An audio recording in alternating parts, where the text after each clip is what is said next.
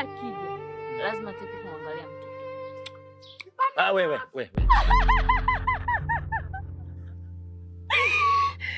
Sio kila unayemwona barabarani anakimbia ukazeni ni chizi.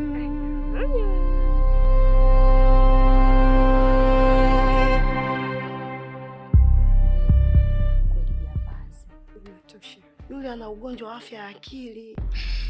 Kwa sababu nitakufanya kitu kibaya sana. Akana itu hivyo nitafanyaje? Kusanya kilicho chako, geto. Nenda geto!